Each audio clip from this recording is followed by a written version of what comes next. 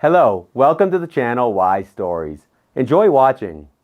Seeing his ex-wife in the restaurant, the man stammered and said, "I left you with nothing." But as soon as he understood what his ex-wife had prepared for him, Carmen Cano considered meeting Manuel Botella the greatest luck of her life.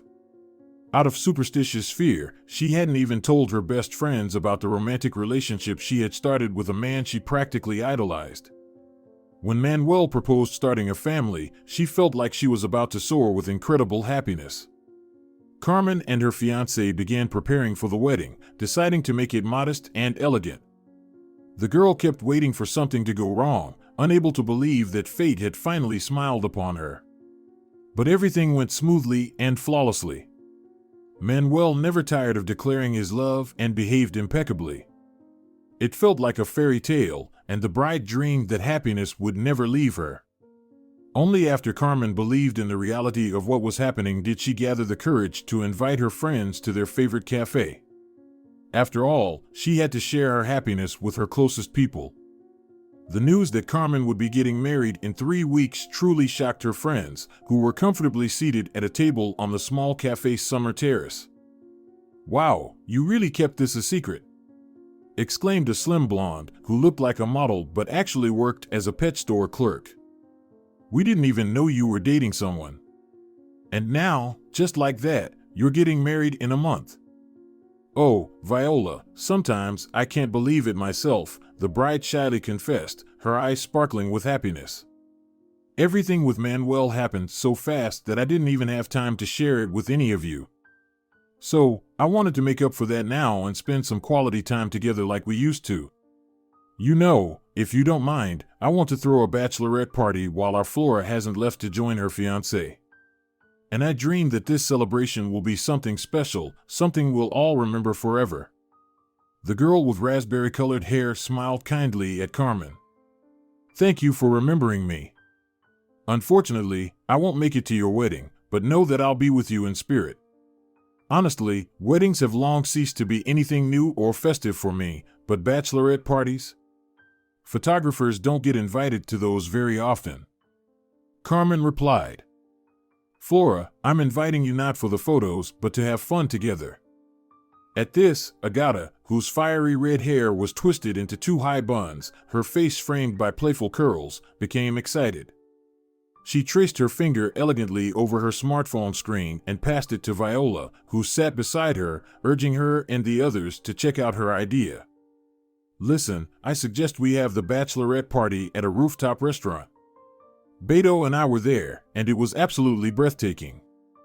The food is, well, maybe a B-, but the atmosphere and views, out of this world. Flora, you, as a photographer, would love it." Flora, who had just taken Agata's phone, nodded in agreement, and Agata decided to press her point. "Come on, Flora, admit it, it's a fantastic location. The view is mind-blowing. Just think of the shots you could take with your gear." Flora handed the phone to the bride sitting next to her, but the idea of a rooftop bachelorette party didn't spark any enthusiasm in Manuel. "The view, Agata, is truly amazing, but I think the rooftop restaurant is more suited for something romantic. A date, for example, or celebrating a wedding anniversary, that would be perfect. But honestly, for a bachelorette party, that's just dull. Are we really going to sit prim and proper on the rooftop, admiring the city, sipping Prosecco?" Annoyed, Agata snatched her phone back from the bride and grumbled sarcastically, "Of course, we could hit some nightclub instead. Cold cocktails or brute, guys, wild dancing until we drop. Sounds great, but as far as I remember, you didn't like those kinds of places even in your youth. I want my bachelorette party to be truly special, no cafe gatherings and no guys." "That option is definitely off the table," confirmed Carmen and added, "especially since it's risky. If Manuel finds out about such a wild bachelorette party plan, there might not even be a wedding. He already thinks that all the men around me are looking at me with too much interest." "Oh, Carmelita, that's a reason to be cautious," Flora grew concerned. "If a man is jealous, you're in for a lot of grief. I've been through it myself. In my opinion, even a stingy partner is better than someone with the character of Othello. My jealous ex raised his hand to me just because I dared to smile while talking to a client on the phone. Can you believe it? He sat there, waiting for me to finish the conversation, with his jaw clenching. And as soon as I hung up, I got slapped, supposedly for flirting with another man. I was so shocked that I even started to defend myself. I explained that being friendly is part of my job. After all, who would go to a grumpy photographer? I tried to explain to my jealous ex that the person on the other end couldn't even see my smile because we weren't on a video call. That only made things worse. I shouldn't have wasted my time. I should have just walked away. We stayed together for another month after that, but I got tired of always being guilty for nothing. And to think it had been such a love story. Oh, Flora, stop scaring Carmelita, Viola broke the heavy silence. She's already dizzy from all this without your failed relationship stories. Besides, I warned you about your Othello from the start. Remember when you first introduced him to us? It was obvious he was a pathological possessive.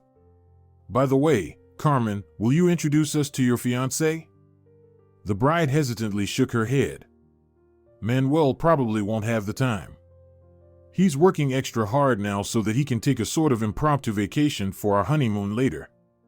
Well then, at least tell us about him, Flora requested. I think we can draw our own conclusions. Agata, having quickly recovered from her disappointment over the rejected rooftop bachelorette idea, joined in. Yes, at least give us a brief story. How did you meet Manuel? What does he do?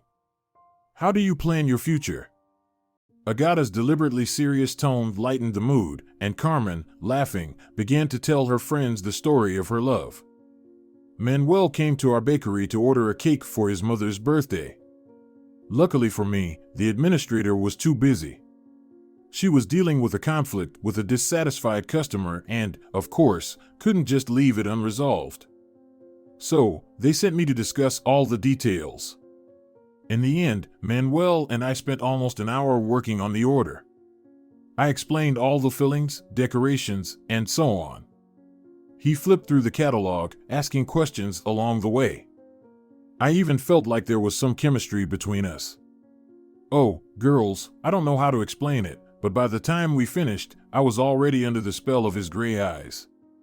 Honestly, if he had asked me right then to drop everything and go with him to the North Pole, I wouldn't have thought twice. I'd have skipped off with him. I almost squealed with joy when, as we were signing the order forms, he asked me to write my personal phone number on his copy, in addition to the one that was already listed. I didn't hesitate. I won't lie, I hoped he would call, but I didn't really count on it. It was clear we came from different worlds. I kept telling myself not to expect a call from Manuel, but I still waited. Knowing his name and last name, I easily found him on social media. But his account was private, and I just admired his photos without daring to send a friend request. So that's why you've been so sad and thoughtful? Waiting for a call that never came, Viola remarked. Flora, shaking her raspberry-colored hair, confidently declared.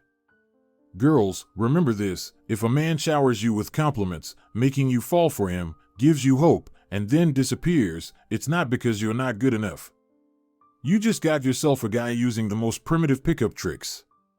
According to these wannabe Casanovas, we girls are supposed to sit around, feeling sad and pining for them. Then, when His Majesty decides to grace us with his presence, like the rising sun, we're expected to melt with joy. Ugh, so basic. No, Flora. The bride objected passionately. My Manuel is not one of those, what did you call them, pickup artists. As it turned out later, the order form he had was damaged. His mom was on vacation at a health resort, she's been divorced from his dad for many years, and her dog Loco was staying with Manuel because it's inconvenient for her to take him to work from her place. Anyway, whether it was out of boredom or because the form smelled tasty, Loco chewed it up. Chewed it so much that my phone number was completely unreadable. It was just a series of circumstances, not some dishonest trick. When Manuel came to pick up the cake, he insisted that I come out to the hall. He explained the situation and asked to enter my phone number directly into his phone. And from the next day, or rather evening, we started dating. Listen, Carmen, Viola began cautiously, aren't you moving a bit too fast? A bachelorette party and a wedding are, of course, exciting, but are you sure Manuel is right for you? It seems to me that you haven't known each other long enough to be planning a life together. Carmen didn't stay silent and responded rather sharply. Maybe not long enough. I counted. It's been 2 months and 12 days since we filed for the wedding. Seems like a short time, but to me, it feels like I've known Manuel forever. Maybe it's foolish, but I'm sure he's the one for me. The man fate intended. Well, if that's the case, then no more questions, Viola said in a conciliatory tone, raising her hands as if surrendering to the power of love. It's even worse when a guy strings you along for years, saying you need to get to know each other better, Flora said with passion. In the end, that type of inspector usually disappears, leaving you with nothing but regret over the wasted time, at best. Or worse, leaving you with a child that the woman, unworthy of becoming his wife, has to raise on her own. The friends at the table were all too familiar with stories like this. Viola's own nephew was the result of her sister's affair with such an inspector, who turned out to be very much married. Oh, how their mother screamed when the secret was revealed. Viola had to quit modeling school because of that incident. On top of that, she was strictly forbidden from applying to drama school and had to settle for a job as a sales clerk. Flora had spent a year of her life with a freelance artist she met at an exhibition. But that genius, recognized only in very narrow circles, after various emotional ups and downs, told her they were completely different and waved her goodbye, setting off on what he called a difficult and dangerous quest for true love. Looking back, Flora could laugh at that pompous and rather stupid phrase, but at the time, it made her feel awful. Even the photos from that period still seemed gloomy and dark to her. Thankfully, Richard came into her life. He was born and raised in the UK, though in spirit, he was very much like his parents. With him, she felt like she could fly again. Although their relationship was based more on the opportunity to express her creative talents than on feelings. After all, Richard's family had ties to the publishing world of a famous magazine. And who knows, through this connection, she might just make a big name for herself in global photojournalism. Agatha, who had been pretending that her 2-year-long romantic relationship was going nowhere, suddenly realized that decisiveness in a man is a really important trait. Unfortunately, Beto's life motto seemed to be, "Things will sort themselves out without me." And that threatened to make her tire of dropping increasingly obvious hints about wanting to marry him. The chatty group suddenly fell silent. These externally different beauties, bound by a shared childhood in the same yard and school years, were now bitterly recalling their burned-out hopes, which, strangely enough, were all so similar. After each story, they had to rise from the ashes like the legendary phoenix and try to move on. Even the bride was quiet, as she too had already tasted deep sorrow in her short life. Flora was the first to break the silence, determined to bring the conversation back to its previous course. She made a suggestion. "Girls, there's another option. We could rent a cabin at an adventure base. There's a great place not far from the city. I worked a wedding there recently. Everything is so beautiful, styled as both a ranch and a park with attractions. Horses, huskies with their expressive eyes, and a little bit of other animals, rabbits, peacocks, goats." The clients were thrilled. The nature is stunning. And the air, if you step away from the animal pens, is so fresh it could be canned and sold as concentrated oxygen. You can go there for a day trip or stay overnight. The cabins are pretty comfortable. I really like them. Our summer camp didn't have anything close to that level of comfort. Memories of living in plywood-like cabins, running to outdoor bathrooms, showering in lukewarm water, sneaking apples, and dancing at discos slowly revived the group's spirits. The prospect of spending time together in nature seemed appealing to everyone without exception. And the bride was pleased that her bachelorette party would truly be unforgettable. Flora was showing photos taken at the base. Agata opened the website on her smartphone, and everyone started enthusiastically discussing the cabin options available for rent. Viola was thinking out loud about swapping shifts to make it to the grand bachelorette party. Laughter and excited chatter filled the air again, but suddenly the bride's phone rang with a beautiful romantic melody. "It's Manuel calling," Carmen informed her friends, and they immediately quieted down. "Yes, I hear you clearly," the bride cooed. "Yes, Manuel, I'm doing fine. Yes, I'm with my friends. Yes, we're sitting at a cafe in the center, discussing the bachelorette party." Carmen fell silent, listening to her fiancé, and then asked in surprise, "What, today? Really? How in an hour and a half? That's so sudden. I don't even have time to prepare a gift." A flustered Carmen covered the microphone and turned to her friends for help. "Manuel's mom wants me to come meet her today. It's her name day, and she decided this personal holiday is the perfect occasion for such an event. And Manuel's dad just flew in from a business trip for a couple of days. He won't even be able to attend the wedding, but he's eager to meet me." "Go," Viola quietly advised. "Otherwise, your future mother and father-in-law might be offended." Flora and Agata nodded in agreement with Viola, and Carmen, uncovering the microphone, resumed her conversation with Manuel. "Yes, of course. Tell your mom I'll definitely come. Just let me know what would make a good gift for her." For the next few minutes, Carmen's friends listened as she responded with short phrases like, "Yes, got it," and "Okay," until she ended the call and announced, "Manuel will pick me up from the mall in half an hour to buy his mom a gift and a little something for his dad in honor of our meeting. Girls, you stay here and enjoy yourselves. I'll leave money for you to cover the bill later. We've pretty much settled on the date, right? The upcoming weekend works for everyone? I'll confirm everything on Friday and let you know when we're heading out.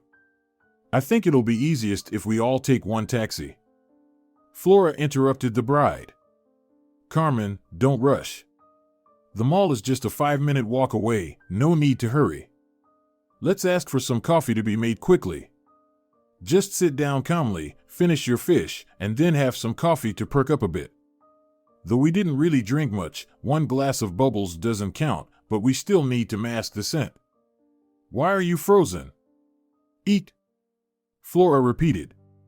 "At this family dinner, you probably won't have much time for food anyway."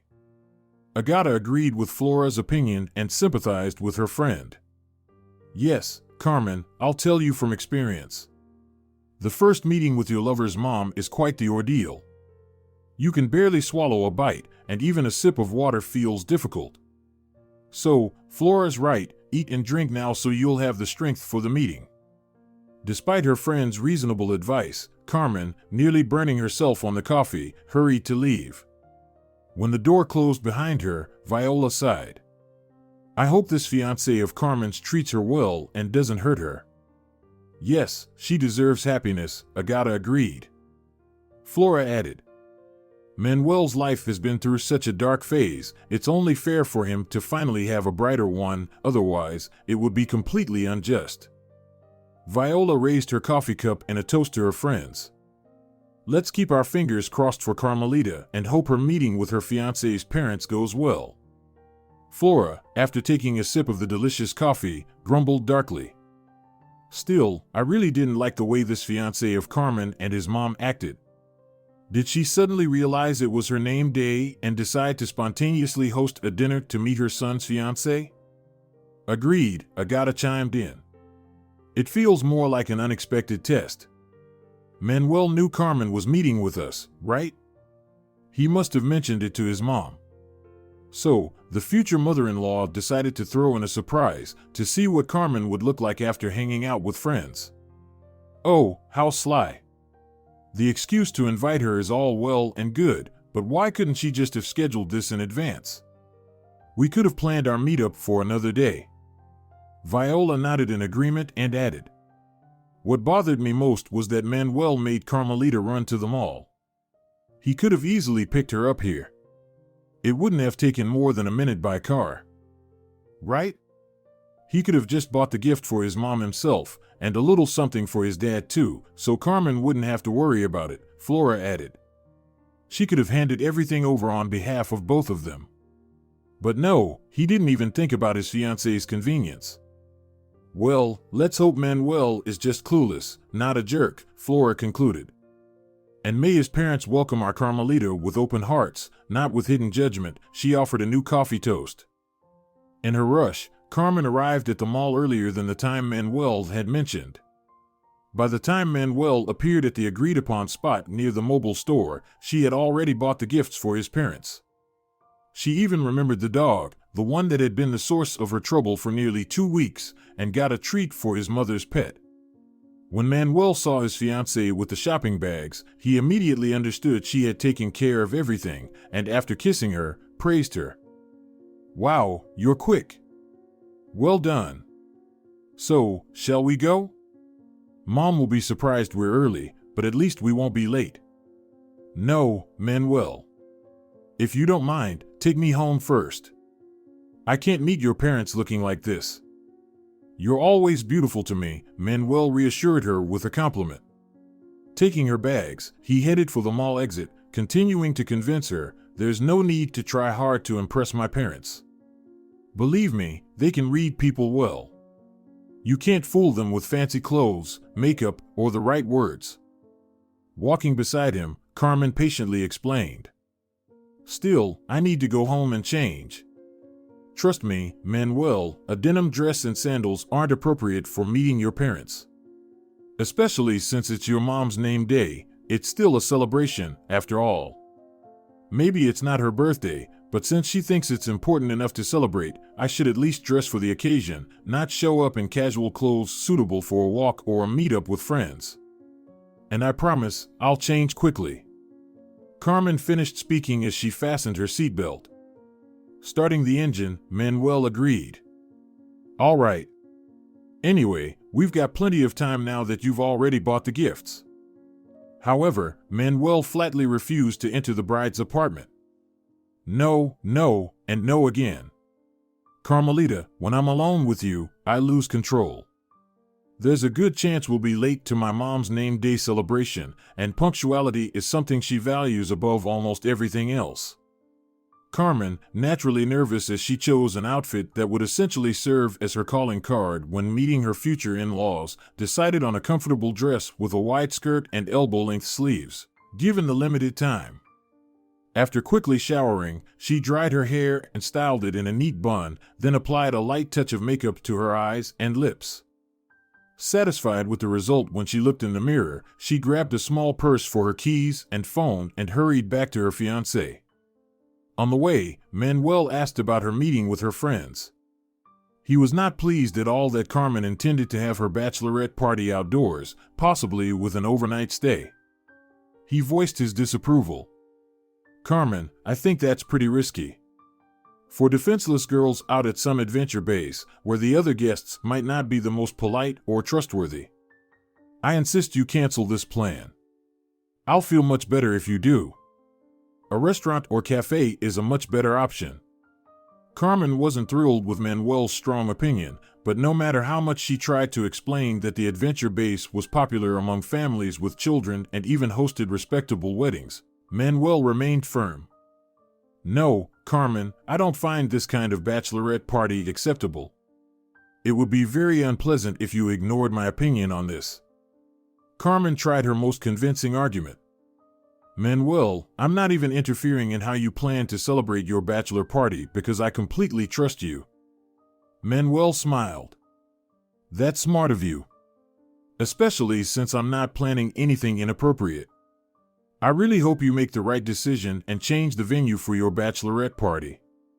You understand, don't you? It's very important to know how to compromise. If I tell you something is important to me, it truly is. And your task is to listen to my opinion. When irreconcilable differences arise while planning a wedding, that's a reason to change plans, even if the wedding is just around the corner.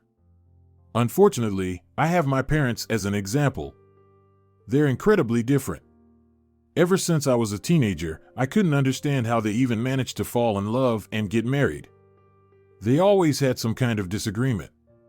They never resorted to physical fights, breaking dishes, or even loud arguments, but the atmosphere in the house was heavy. You know, after their divorce, we all seemed happier. Mom and Dad even started communicating more normally. They no longer walk past each other with grim faces or bring up old grievances, big or small. It's ironic, but ever since Dad moved to another city, he and Mom get along much better. They discuss things calmly and don't argue at all. Why am I telling you all this? Natasha, you see, I'd really like it if you didn't argue with me over important matters. Harmony and avoiding conflicts are very important to me. Manuel finished his speech as he parked the car, then turned to Carmen, smiling warmly, gently brushed her cheek with his fingers, and confessed. I believe our love can overcome any obstacles and any minor issues with understanding each other. Right? Yes, was all Carmen could manage to say. Beaming, Manuel offered. Then let's go meet my parents, my love. Manuel gently helped Carmelita when she stumbled over the threshold of the building's door, lightly squeezing her elbow as he asked. Please don't worry. I'm sure they'll love you. Carmen took a deep breath, exhaled slowly, and almost calm now, stood before a beautiful, elegant couple. Manuel introduced his bride to his parents. Meet my Carmen. I'm sure you'll find plenty to talk about and will get along well. A pleasure to meet you. Manuel's mother stepped forward as if to hug Carmen, but instead, she spoke in a pleasant, enveloping voice. Welcome. Just in case, let me introduce myself. I'm Dolores Botella, and this is my ex-husband and a very good man, Bernardo Botella. Carmen, do you mind if I address you informally right from the start? Waiting for the bride to nod, the woman continued. Everything is very simple today. It's a cozy family evening for the closest people. And I truly hope that soon, you will officially become part of this circle.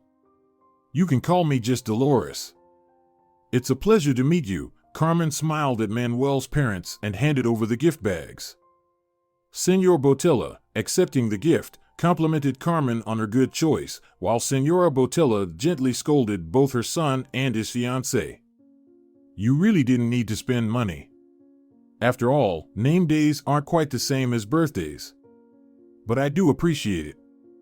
From behind the closed kitchen door came a hysterical dog's whimper, and the hostess smiled. That's Loco protesting being locked up. Carmen, do you mind pets roaming freely around the house? Amazed by such courtesy, Carmen cheerfully responded. Oh, no, Senora Botella, not at all. I've always dreamed of having a dog, but it never worked out. I'd be happy to meet your pet. By the way, at the pet store, they said this treat, Carmen handed a bag to Manuel's mother, is popular with many dogs. I hope Loco will like it. How sweet. The woman smiled, accepting the treat, and asked her son, Mano, let the dog out. Let him meet our guest, since she has no objections. Loco turned out to be an adorable small dog, hairless except for long tufts on his ears and tail. Senora Botella lovingly boasted. He's actually a purebred, a Chinese crested. His full name sounds a bit lofty, the unrivaled masterpiece from the heavenly. What do you think? But very quickly, we shortened it to Loco because he always manages to get underfoot. Senor Botella raised his hand playfully, like a student in class, and, catching his ex-wife's eye, joked. Forgive me, but if Jean starts talking about her pet, we may never make it to the dinner table. She adores him beyond measure. If she had treated me half as warmly, we'd probably still be married. The woman laughed melodically and agreed with her ex-husband. Indeed, let's head to the table. Carmen sensed that the main challenge of the evening was still ahead of her. But the sharp anxiety she had felt began to ease. She ate everything the hostess offered and nervously waited for the probing questions to begin. However, the conversation revolved around organizational matters for the wedding and innocent topics like the weather. Only after Manuel and his father had helped set out the teapot, cups, and store-bought pastries did the birthday girl slowly bring up the main topic. Carmen, I suppose your bakery has tastier treats? But I didn't want to burden you, so I bought what was recommended from a well-regarded shop.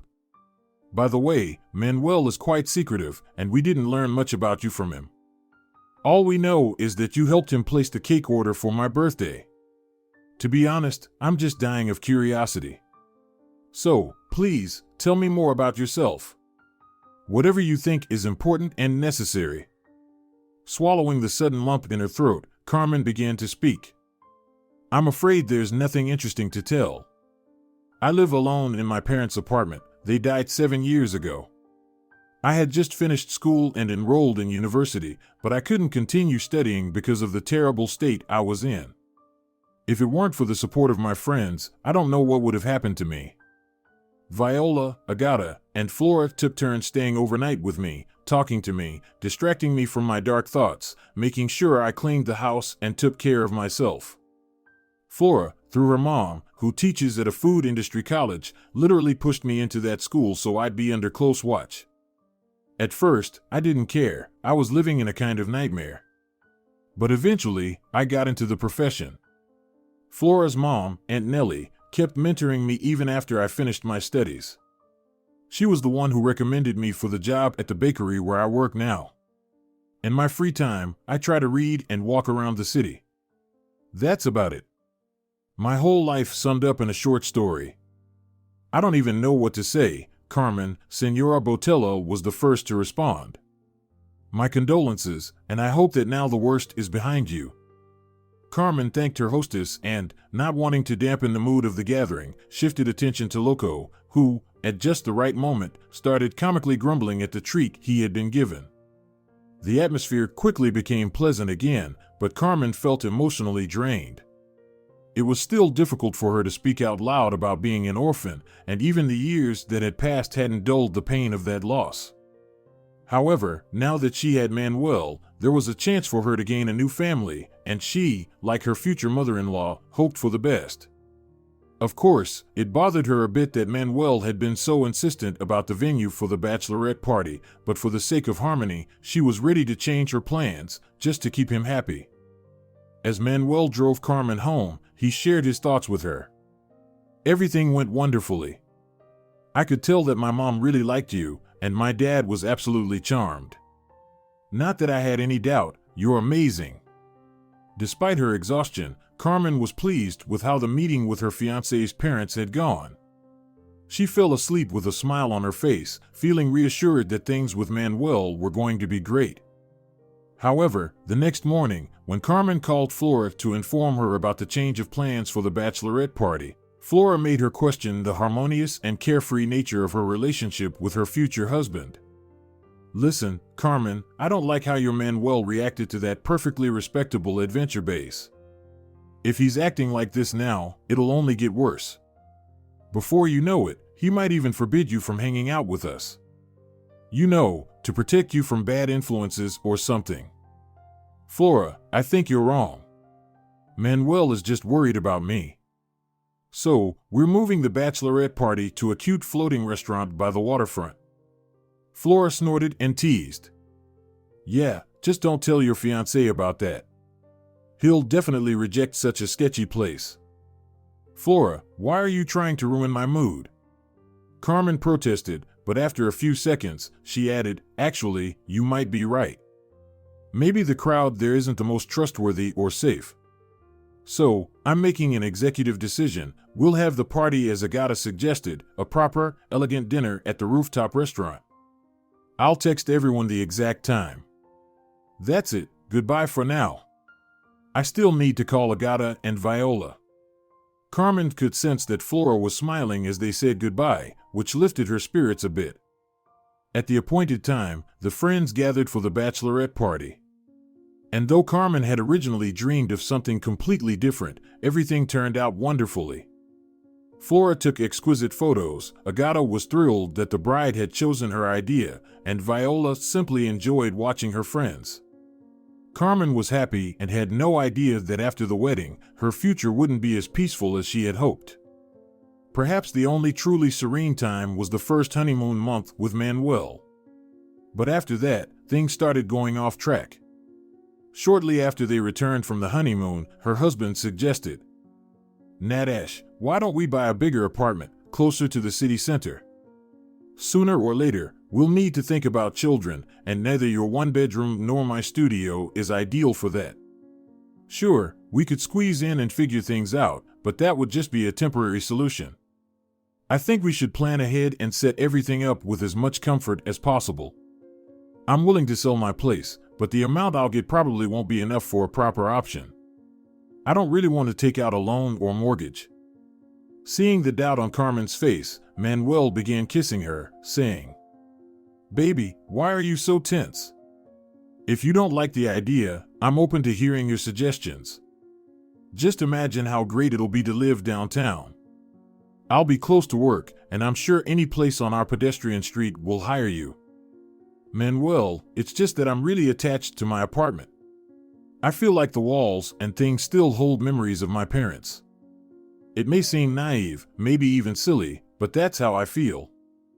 Carmen began to sniffle, and Manuel, holding his young wife tightly, tried to comfort her. "Why are you falling apart, Lita? I'm not forcing you, I'm just suggesting. I shared a plan to expand our family's living space, and I think you misunderstood me. I only want what's best, and here you are with tears in your eyes. Come on, don't cry. Worst case, we'll rearrange things here in your place to make room for everyone. Or, even better, we'll live in separate apartments and visit each other. I read somewhere that royalty used to sleep in separate bedrooms. Well, we'll outdo them. Imagine the romance, going on dates with your own wife." Carmen couldn't help but smile and promised, "Manuel, I'll think about it. I need to weigh all the arguments for selling this apartment and buying a new one. You understand, we need to consider every detail. Please don't rush me with an answer."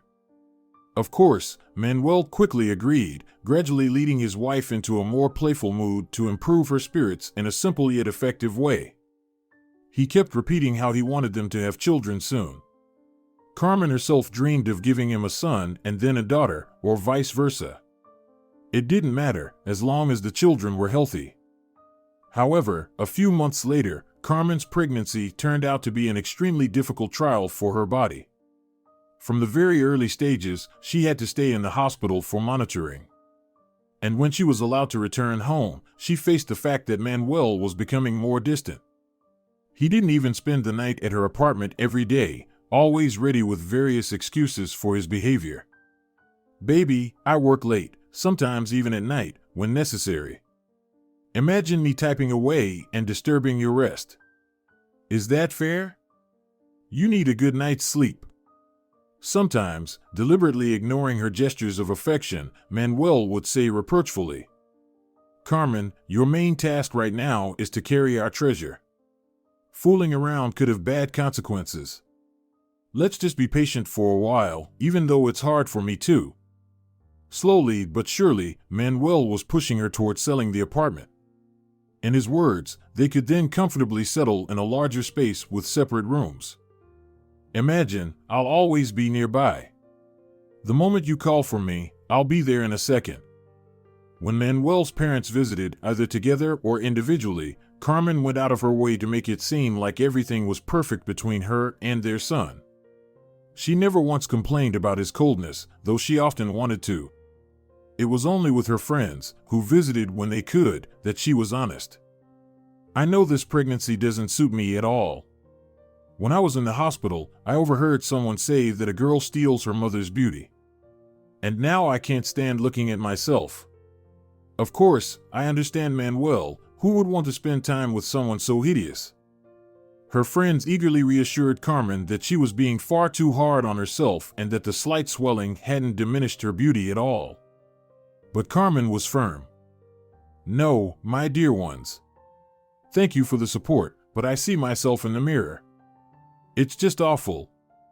When Carmen told her friends about the idea of selling her apartment to upgrade their living space, they were absolutely stunned.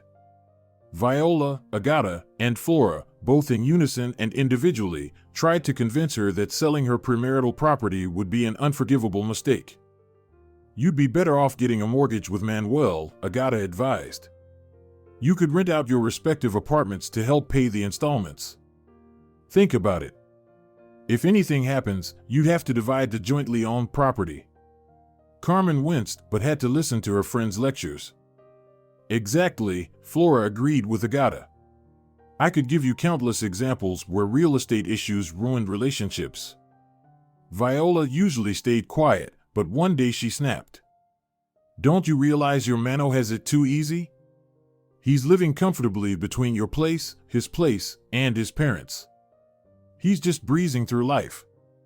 If he were a real man, responsible for his family, he'd suggest getting a mortgage without hesitation instead of pushing you to sell your apartment. Even though Carmen knew deep down that her friends only wished her well, she continued to trust her husband. Manuel kept presenting new arguments. You see, we're about to start a completely new chapter in our lives, something we've never experienced before. I think it would make sense to begin this on a fresh page, in a new place.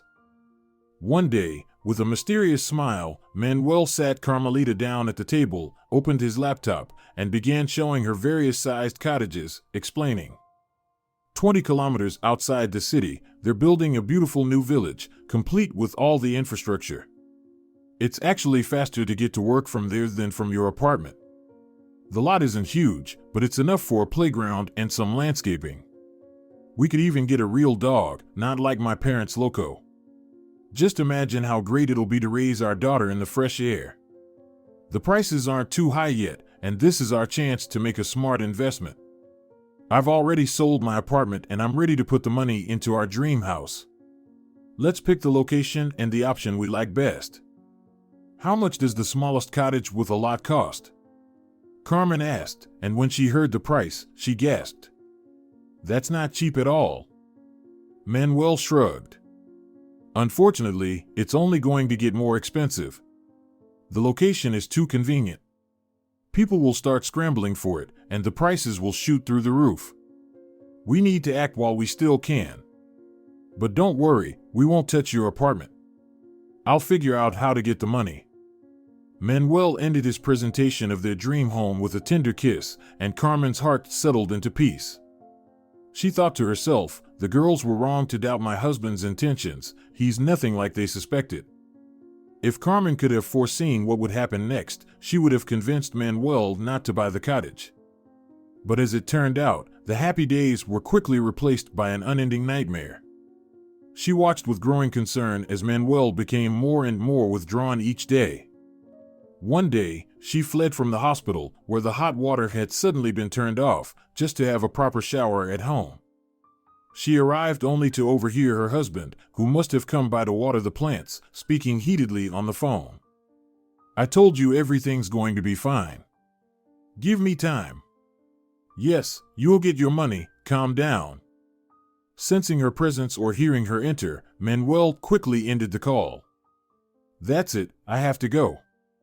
Carmen didn't pretend she hadn't heard anything and asked. Manuel, let's be honest, what was that about money? Her husband became flustered and anxious. Weren't you supposed to be at the hospital? What happened? Manuel, don't change the subject. I just came to shower, everything's fine, except that what I overheard is making me worried. Taking her hands and looking directly into her eyes, Manuel began to explain. Please, Carmen, don't say anything to my parents. I didn't want to worry them, and I was hoping to keep this a secret from you too, but I can't resist those worried eyes. Carmen, I'm in serious trouble. To keep it short, I need to repay a large sum of money to some serious people, and they're already putting pressure on me. It's almost like the old days, when people were put on the clock during the crises. Without hesitation and without consulting anyone, Carmen transferred all the money she had saved to Manuel's account. Then, realizing it still wasn't enough, she sighed and said, Find us a rental apartment, and I'll give you the power of attorney to sell mine. Overjoyed, Manuel showered her with kisses, promising that everything would get better soon. The most important thing is that, thanks to your sacrifice, we won't lose our cottage. I'll pay off the debt and start the renovations. By the time our family grows, we'll be able to move in. Manuel's confidence reassured Carmen. Clean and fragrant from her shower, she stretched out blissfully on her familiar, comfortable bed. Later, when the notary that Manuel had called arrived, she calmly listened to the explanations and signed wherever she was instructed without hesitation. Afterward, tired but satisfied with saving her husband, Carmen dozed off. Manuel prepared her lunch and then drove her back to the hospital for her evening treatment. "Thank you, my love," Manuel said warmly as he dropped her off at the door of the medical center. "There's some berry juice in the thermos in your bag. It's packed with vitamins, especially rose hips. I made it myself using a recipe I found online." Lulled by her husband's care, who had been especially tender and attentive, Carmen woke in the early morning with sharp pains in her stomach. Despite the doctor's best efforts, they couldn't save the pregnancy. Carmen wailed in grief and only quieted after being given a sedative, her sobs fading into whimpers. Due to complications, Carmelita was transferred to another hospital, where she spent the next 3 long weeks. During this time, she refused to see anyone, her friends, her husband, even his parents. The hospital psychologist, experienced in handling grief, gave her the usual advice, but it brought no relief. On the day of her discharge, Manuel picked her up from the hospital. He didn't utter a word of reproach. Carmen tried to stay strong, giving brief answers to his questions, not shedding a single tear. However, when Manuel opened the door to an unfamiliar apartment, where boxes of her belongings were stacked, Carmen broke down in tears. She was grieving everything at once: her tiny daughter, who never saw the world and wasn't even recognized as a person, referred to coldly as a fetus. Tears flowed for the hastily sold apartment, where she had been so blissfully happy with her beloved parents. The thought that her things had been packed by strangers' hands sent another wave of tears over her. Manuel tried to comfort her, but she asked him to leave her alone and collapsed face down onto the worn-out, unfamiliar bed. She didn't want to talk, and listening to empty words seemed unbearable. The tragedy created a deep rift between the couple. What once seemed like a strong relationship began to fall apart. Carmen still refused to communicate with anyone, and over the phone, she requested a leave from work. Her boss, sympathetic to her grief, agreed but gave her a warning. "You have 1 month to return to work. I can't keep the position open longer. You understand, it's a busy time, and I need a full staff." Carmen mumbled that she would try and ended the conversation. Her mother-in-law, who was visiting at the time and overheard the conversation, tried to offer encouragement. "Carmelita, I think you're wrong. You should be out and about more, get back to work, and your grief will ease. What happened was terribly unfair, but life must go on. Pull yourself together and move forward." In a burst of emotion, Carmen snapped. "Senora Botella, you have no idea how heartless you sound. You're just saying whatever comes to mind." Manuel, noticing that his mother was offended, tried to smooth things over. Carmen didn't mean to be so harsh. "No, I absolutely did," Carmen retorted, enraged. "Why does Senora Botella think her ridiculous advice will make me feel better? Who do you think you are, Dolores?" No answer? "Thought so." Senora Botella, shaking her head, responded. "All right, Manuel, I see your wife isn't happy to have me here. I'll leave before things escalate further." The guest, looking sad, began putting on her coat, while Manuel, noticing how deliberately slow his mother was moving, ordered his wife. "Carmen, apologize to my mother immediately. You have no right to speak to her so rudely. She only wishes you well, and you're behaving like an ungrateful, spoiled child." Suddenly, Carmen's pupils widened as if she had just realized something horrifying. Leaping from the bed, she rushed at Manuel, accusing him. "I understand now. You can stop pretending. This is all your fault. How could you?" Manuel's voice grew louder as Carmen accused him of causing the loss of their child, claiming that he had put something in the berry drink that was harmful during pregnancy. "I'm going to the police right now. Let them investigate why our baby died." Senora Botella tried to reason with her. "My God, Carmelita, your mind is clouded by grief. From the very beginning, your pregnancy was difficult. Manuel is not to blame for any of this. Despite all attempts to calm her, Carmen continued shouting accusations at her husband. "Manuel, how could you do this? You did this all for money? How can you not be ashamed? I trusted you."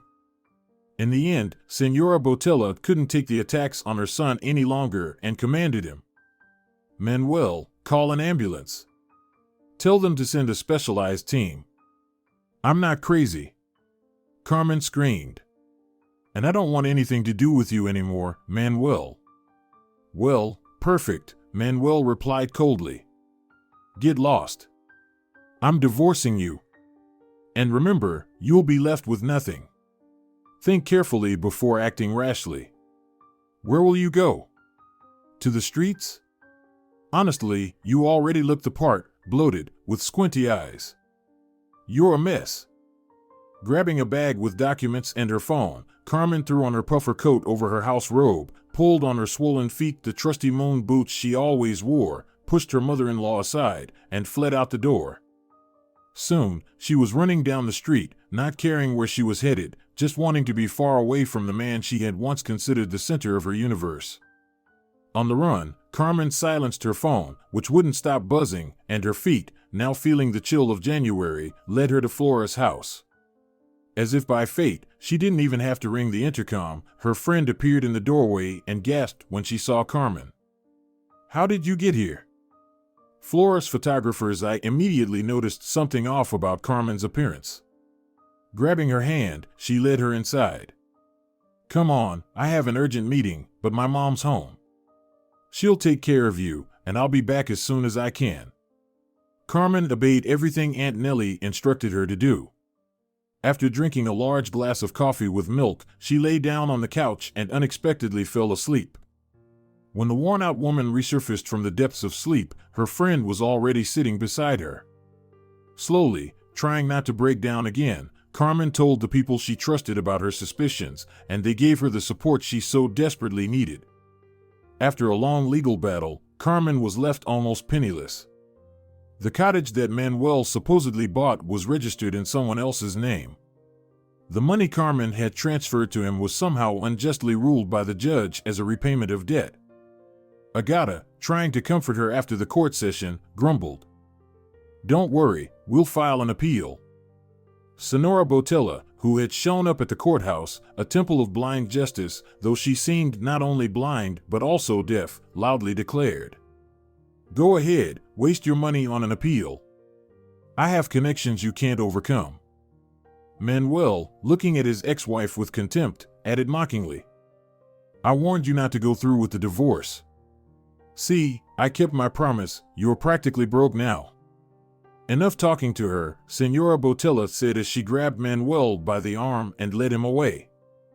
Gathered at Flora and her mother's apartment, Carmen's friends did their best to support her. Aunt Nellie made a suggestion. "Listen, why don't you stay here for a while?" "Yes, Mom's right," Flora chimed in. "I've been invited to an internship, and in a few months, I'll be leaving. So, make yourself comfortable here. I think Mom would enjoy your company too." Slowly, Carmen began to rebuild her life, shaking off the ashes of her shattered dream of happiness with Manuel. Despite her boss's encouragement, she quit the bakery to avoid any unpleasant memories. Aunt Nellie helped her find a job at the college in a position that didn't require teaching qualifications. All the while, she repeated to Carmen, "Everything will be fine.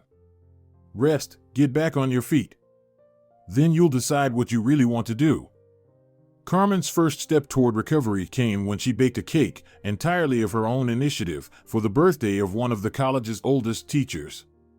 Aunt Nellie had merely mentioned in passing that the woman had a sweet tooth, but it was enough to spark Carmen's creative nature and reignite her desire for a new life. And the people around her, some of whom she never expected help from, supported her through this process. That support was invaluable and deeply appreciated. Over the 6 months following the divorce, Manuel rarely thought about Carmelita. Well, except when he looked at the country cottage, which had become his through somewhat shady means, and the money sitting comfortably in his account. In those moments, he felt deep satisfaction with his cunning and his mother's resourcefulness. After all, it was Senora Botella who found him such a perfect bride, one who had no one in the world except her airhead friends. A true miracle. If it hadn't been for the tragedy with the unborn baby, he could have lived with her a little longer. But after the loss, Carmen seemed to lose her mind, accusing him of things he couldn't fathom. Sure, he had never been deeply in love with her, but the idea that he had poisoned her was beyond absurd. Living with such a woman was impossible. The money he swindled from his naive ex-wife, Manuel was careful not to spend frivolously. His mother had warned him, and he himself quickly realized that maintaining a home in a suburban development was an expensive affair. He needed to find a steady income, preferably without having to work for it. Recently, Manuel received an offer to invest his capital in a business promising stable and high returns. It was a new venture for him, but full of ambition, he decided to dive in headfirst. Initially, he negotiated through a middleman, but Manuel, inflating his own importance, demanded that a decision-maker come to meet him in person. After a brief pause, the potential partner agreed. Excited by the prospects, Manuel confidently parked his car outside the restaurant where the meeting was scheduled. After checking his appearance in the large mirror by the entrance, he walked into the dining room, scanning the room until his eyes landed on a stunning woman. If I didn't have this meeting, Manuel thought, I'd definitely try to start something with her. The woman, sensing his hungry gaze, turned around, and Manuel almost fell over in shock. It was his ex-wife, Carmen. Walking away silently seemed awkward, so, with a mix of emotions, he approached her. "Hello, Carmen. What brings you here? The prices here aren't for everyone's budget, and if I remember correctly, you don't have much left." Carmen didn't return his disguised insult with politeness. Instead, she snapped. "Thanks for remembering how you cleaned me out and acknowledging it." Manuel's smirk faded, replaced by surprise when he saw Carmen glance past him and smile. Instinctively, Manuel turned around to see who had caught her attention, and for the second time in minutes, he was stunned. Standing there, Senor Botella gestured toward a chair and commanded, "Hello, son. Have a seat across from Manuel. I've come in place of the person you expected to meet."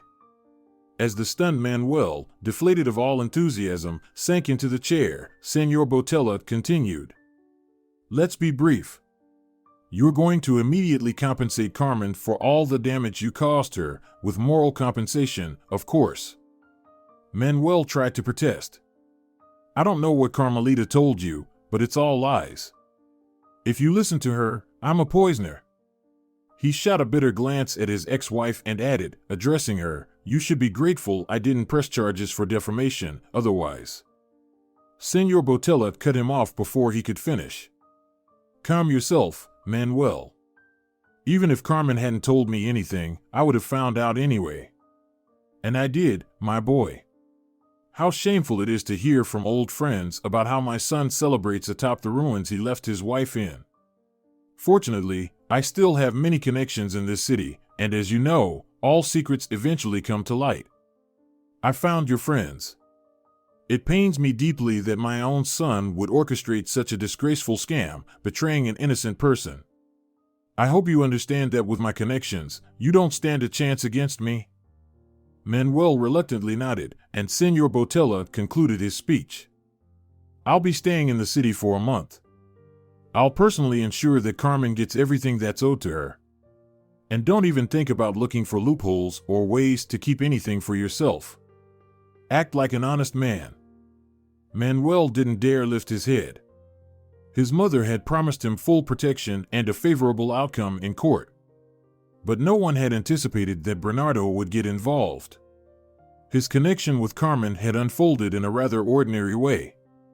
On the day Carmen was heading to sign her resignation papers, Bernardo happened to stop by the bakery, unaware that his son had initiated a divorce. He was merely there to buy some pastries, but what he found was heart-wrenching, a swollen, exhausted Carmen who had so recently been happy and glowing. Yes, her pregnancy had been difficult, but not like this. At first, Carmen was wary of her former father-in-law, expecting him to mock her, especially considering how quickly Dolores had turned against her. But soon, it became clear that Bernardo knew nothing of what had happened.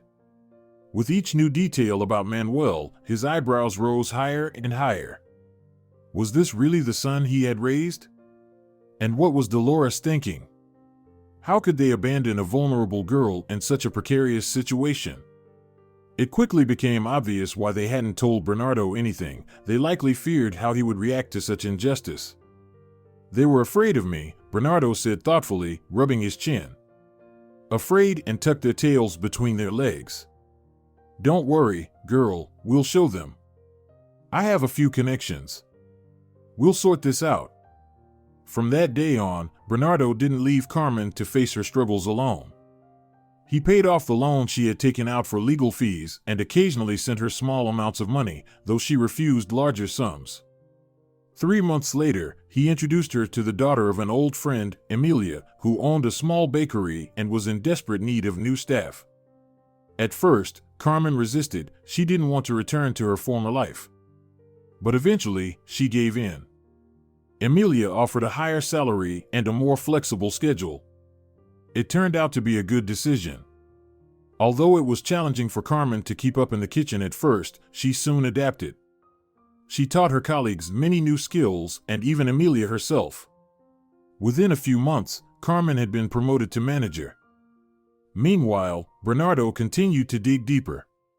He quickly discovered how his son had orchestrated all the schemes, and he was particularly interested in the judge who had deemed Carmen's transferred money a repayment of debt. Bernardo even found a way to have the cottage recognized as joint marital property. After 6 months of secret investigations and Manuel's comfortable life, they now sat in the restaurant together. What was that you once said, Manuel? Carmen smiled charmingly, watching her ex-husband's confusion. Let them eat cake. Manuel and Senora Botella were in shock as they were forced to return everything they had taken from the naive orphan. And it wasn't just that, they were also blindsided by Carmen's newfound right to part of the cottage, thanks to Bernardo's efforts. You snake! You wretch! Dolores shouted in the middle of the courtroom when she heard the judge's ruling. We took you in, and this is how you repay us? First, you call my son a poisoner, and now you're taking our home? You're lucky you didn't have that child. It would have been a monster like you. Dolores certainly had plenty of connections. But no one dared to go head-to-head with Bernardo Botella, a renowned lawyer. In the end, thanks to the help of compassionate people, Carmen managed to pull herself out of the terrible situation she had been thrust into. After all, even immortal phoenixes sometimes need a helping hand. If you're enjoying it as well, leave a like and subscribe to the channel.